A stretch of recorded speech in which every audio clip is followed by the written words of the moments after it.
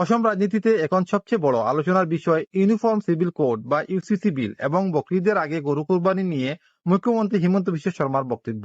একদিকে অ্যাসেম্বলিতে ইউসিসি বিল পেশ, অন্যদিকে ঈদ উপলক্ষে কমিউনাল হারমোনির বার্তা। দুই বিষয় নিয়েই এখন সরগরম রাজ্য রাজনীতি।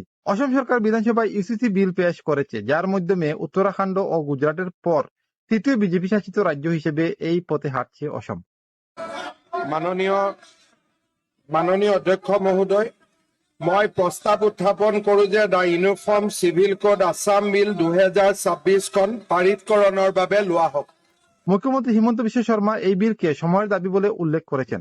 সরকারের দাবি, এই আইনের মূল উদ্দেশ্য হলো সব ধর্মের মানুষের জন্য বিয়ে, ডাইভোর্স, ইনহেরিটেন্স এবং পারিবারিক আইনে এক অভিন্ন ব্যবস্থা আনা। প্রস্তাবিত বিল অনুযায়ী পলিগেমি বা একাধিক বিয়ের উপর নিষেধাজ্ঞা আনা হতে পারে।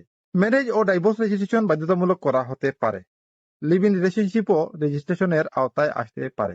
মহিলাদের প্রপার্টি রাইটস আরো শক্তিশালী করার কথাও বলা হয়েছে। তবে সরকার স্পষ্ট করেছে, শিডিউল ট্রাইব সম্প্রদায়কে এই আইনের বাইরে রাখা হবে এবং তাদের ট্রেডিশনাল কাস্টমসে হস্তক্ষেপ করা হবে না। এই ইউসিসি বিতর্কের মধ্যেই বকরিদের আগে আরেকটি গুরুত্বপূর্ণ মন্তব্য করেন মুখ্যমন্ত্রী হিমন্ত বিশ্ব শর্মা। অসমের বিভিন্ন ঈদগাহ কমিটি গরু কুরবানি থেকে বিরত থাকার যে আবেদন জানিয়েছে তাকে প্রকাশ্যে সমর্থন করেন হিমন্ত বিশ্ব শর্মা। তিনি বলেন, এই ধরনের উদ্যোগ রাজ্যে কমিউনাল হারমোনি ও সামাজিক শান্তি বজায় রাখতে সাহায্য করবে। इस बार आसाम का काफी मुसलमान लोगों ने, काफी मुसलमान जमात ने यह सिद्धांत किया है कि इस बार हम लोग गाय को कुर्बानी में नहीं व्यवहार करूंगा। हिंदू लोगों का सम्मान को सम्मान करते हुए हम गौ माता को कुर्बानी का रूप में इस्तेमाल इस बार नहीं करूंगा। जी, जो एक नया समय का इंगित देते हैं, जो नया समय का एक स्पष्ट रूपरेखा भी हमारा सामने लाते हैं। मैं आसाम का मुसलमान समाज को यही मन से धन्यवाद देता हूं कि মুখ্যমন্ত্রী আরো আশা প্রকাশ করেন যে অন্য ঈদগাহ কমিটিগুলিও একই ধরনের আবেদন জানাবে।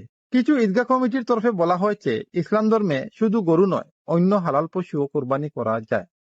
পাশাপাশি আসাম ক্যাটল প্রিজার্ভেশন অ্যাক্ট মেনে চলার আবেদনও জানানো হয়েছে। মুখ্যমন্ত্রী সোশ্যাল মিডিয়াতে কোরবানির ছবি বা ভিডিও পোস্ট না করার বিষয়ে সতর্ক থাকার আহ্বানকে সমর্থন করেছেন, যাতে কোনো সম্প্রদায়ের ধর্মীয় অনুভূতিতে আঘাত না লাগে। এদিকে ইউসিসি নিয়ে এক আইন নীতি, অন্যদিকে ঈদ উপলক্ষে সম্প্রীতির বার্তা। এই দুই ইস্যুকে কেন্দ্র করে এখন তুমুল রাজনৈতিক বিতর্ক শুরু হয়েছে অসমে। বিরোধীদের অভিযোগ, সরকার ধর্মীয় ও ব্যক্তিগত বিষয়গুলিকে রাজনৈতিকভাবে ব্যবহার করছে। যদিও বিজেপির দাবি, এই পদক্ষেপ নারীর অধিকার রক্ষা এবং সামাজিক সম্প্রীতি বজায় রাখার জন্যই নেওয়া হয়েছে। ধন্যবাদ। দিলবাগ টক্স থেকে আমি দিলবাগ।